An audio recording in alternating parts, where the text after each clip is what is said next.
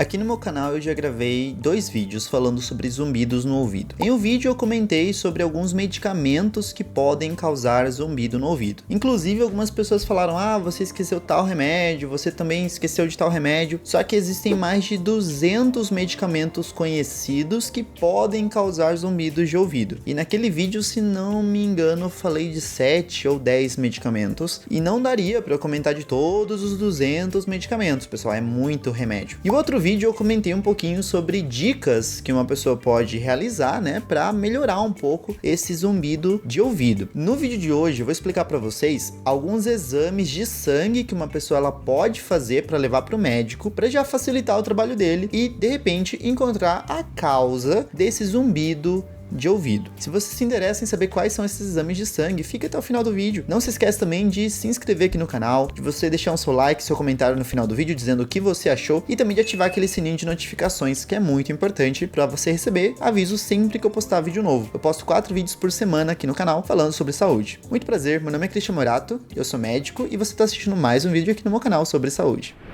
Uma das causas de zumbido de ouvido é a anemia. A anemia ela pode ter várias causas, inclusive. E para a gente identificar a anemia, existem alguns exames que a gente pode realizar, que são exames de sangue, para tentar encontrar essa anemia ou então ver a causa da anemia. O primeiro exame que a gente vai citar aqui, pessoal, é a dosagem de vitamina B12 no sangue. Esse exame ele é muito importante. Por quê? Porque a vitamina B12, que inclusive ela está presente em vários alimentos, ela é importante para a gente poder produzir glóbulos vermelhos no nosso corpo. E os glóbulos vermelhos são as células do sangue. São elas que ficam viajando ali pelo nosso sangue e levam alguns componentes importantes para os nossos órgãos, como por exemplo o oxigênio. Dentro do glóbulo vermelho tem uma proteínazinha chamada hemoglobina. Ela tem o papel de pegar o oxigênio e levar o oxigênio até o nosso órgão. Quando acontece de um paciente ter pouca vitamina B12, ele não consegue produzir direito essa hemoglobina e nem essa hemácia e por conta disso ele não consegue levar oxigênio para a região cerebral ou para a região das têmporas. E por causa disso a gente pode sofrer de zumbido de ouvido. Outro exame que pode estar sendo realizado é o hemograma. Afinal de contas, é o hemograma que ele está dizendo para você qual é a quantidade de hemácias que você tem. Então ele te fala quantos glóbulos vermelhos existem no seu sangue, porque hemácia e glóbulo vermelho são sinônimos. E então ele é muito importante para isso. Perceba que o hemograma ele é importante para te dizer o valor, né, o número de glóbulos vermelhos que você tem. Mas a vitamina B12 te informa qual é a causa dessa anemia. Outro exame que pode ser realizado é a dosagem de ferro, pessoal. A anemia também pode ser causada por falta de ferro. E aí a gente tem vários ferros no sangue que a gente pode medir. Então nós temos o ferro sérico, a gente tem a ferritina, a gente tem a transferrina. Então vou englobar todos eles na parte de ferro aqui para vocês. Mas são exames que a gente pede de forma separada. Então ferro sérico é um, ferritina é outro e transferrina é outro. São alguns tipos de ferro que a gente tem no nosso sangue. Ainda levando em base a anemia, nós temos mais um exame que a gente pode fazer, que é o perfil renal. Pessoal, o perfil renal, ele é muito importante, porque o rim, ele tem funções importantes no nosso corpo, uma delas, produzir hemácia. Só que não é o rim que produz hemácia. O rim, ele consegue produzir um hormônio que vai até a nossa medula óssea, e é esse hormônio que vai para a medula óssea e estimula ela a produzir os glóbulos vermelhos. Então, para a gente ver a função do rim, a gente pode dosar uma coisa chamada ureia e creatinina. Novamente, apesar de ser um exame do rim, a gente dosa uma substância no sangue, certo? Então a ureia e a creatinina, eles são substâncias que normalmente têm que ser eliminadas pelo rim, lá pela urina. No entanto, se elas estiverem muito altas, significa que o rim não está trabalhando mais direito e o paciente pode estar entrando em uma insuficiência renal. E quando o rim está em uma insuficiência renal, significa que ele não vai conseguir mais produzir aquele hormônio que estimula a medula a produzir hemácia. E aí aparece uma anemia. Uma substância que é importante dosar no sangue também é a quantidade de zinco, pois já foi visto que quando o paciente possui uma baixa concentração de zinco no sangue, isso pode afetar a condição auditiva dele, levando ele a esses zumbidos. Tem alguns pacientes, inclusive, que relatam que escutam sirenes, assovios, um barulho de trem no ouvido. Tudo isso, pessoal, se engloba dentro dos zumbidos, ou como a gente chama na medicina de tinitos. É o nome que a gente utiliza aqui para se referir a todos esses tipos tipos de barulhos que os pacientes ouvem. Como um problema na tireoide também está dentro das causas de zumbidos no ouvido, a gente tem que dosar alguns hormônios que têm relação com a tireoide, que é uma glândula que a gente tem aqui no nosso pescoço. E esses exames são justamente hormônios, pessoal. Eu vou falar aqui de 4 hormônios que eu vou englobar todos eles juntos para a gente estudar a tireoide. Então, normalmente a gente dosa o TSH, que é um hormônio aqui da hipófise, que ele é muito importante para estimular a tireoide a produzir hormônio. Nós temos o T3 e o T4, que são os próprios hormônios da tireoide, então eles são produzidos aqui na nossa tireoide e vão para os órgãos estimular o metabolismo dos órgãos. E também um hormônio que é muito importante, chamado prolactina. A prolactina, pessoal, é um hormônio que ele não tem relação direta com a tireoide, ele não é produzido aqui e ele não vai para a tireoide, ele é um hormônio aqui da hipófise, uma glândulazinha que a gente tem na cabeça. No entanto, é importante a gente dosar a prolactina porque ela tem relação com esses 3 hormônios. Eu não vou explicar para vocês muito detalhadinho porque pode ser um pouco confuso, mas quando nós temos um problema aqui numa glândula-chefe que fica no cérebro, bem pertinho da hipófise, todos esses 4 hormônios baixam. Então baixa TSH, baixa T3, baixa T4 e baixa a prolactina. Então se os 4 estiverem baixos, a gente sabe que essa glândula-chefe, chamada hipotálamo, ela não está funcionando direito. Por isso que é importante dosar a prolactina junto. E aí se todos estiverem baixos, a gente chama esse quadro de hipotiroidismo. Normalmente é de causa terciária, mas pode ser um hipotiroidismo primário, hipotiroidismo secundário também. São vários tipos de hipotiroidismo que existem. Mas aí, dependendo do caso, a gente vai tratar o caso específico do paciente. E pra gente finalizar a nossa lista, a gente tem o perfil hepático para ser estudado. Ou seja, a gente vai estudar como está funcionando o fígado. Afinal de contas, o fígado é muito importante para metabolizar a substância e evitar que substâncias tóxicas acabem indo para o nosso cérebro, afetando a função normal cerebral. E não sei se você sabe, mas toda informação que chega para o nosso ouvido tem que viajar para uma região do cérebro chamado lobo temporal. É no lobo temporal que está uma partezinha chamada córtex auditivo. Ele é o responsável de identificar e processar todo barulhinho, todo ruído, toda música e som que entra no nosso ouvido. Se de repente chegam coisas tóxicas para o córtex auditivo, a gente pode correr risco de ter também esses problemas de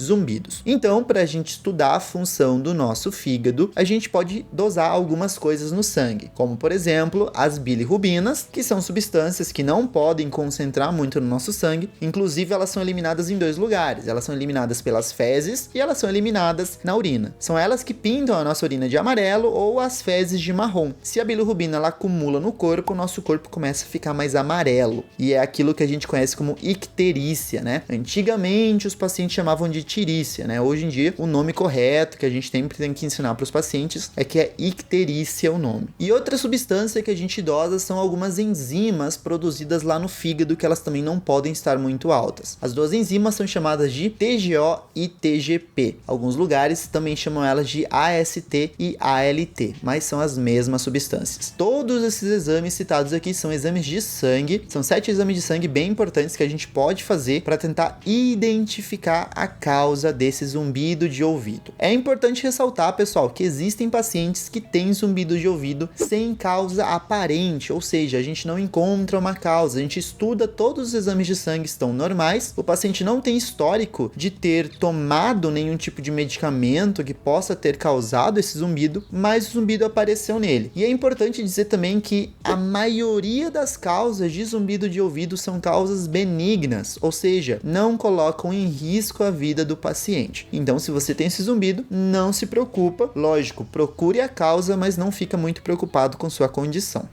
O que vocês acharam desse vídeo? Gostaram dessas dicas de exames de sangue? Se você tem alguma outra dúvida sobre zumbido no ouvido, ou se você gostaria de saber algum assunto específico, deixa no comentário ali embaixo. Além disso, não se esquece de dizer de que cidade você está assistindo esse vídeo. Pessoal, eu vou ficando por aqui, mas eu vou deixar uma recomendação de vídeos aqui para vocês. Eu vou deixar recomendado um vídeo aqui que eu falei sobre o melhor remédio para tosse, né? Eu comentei sobre alguns medicamentos que se utilizam em cada tipo de tosse. E outro vídeo que eu falei sobre sintomas de arritmia. Como o paciente ele pode saber se ele tem uma arritmia de acordo com alguns sintomas, se eles são graves, se eles são leves, enfim, eu expliquei tudo no vídeo. Eu vou ficando por aqui, não se esqueçam que conhecimento é poder. Tchau!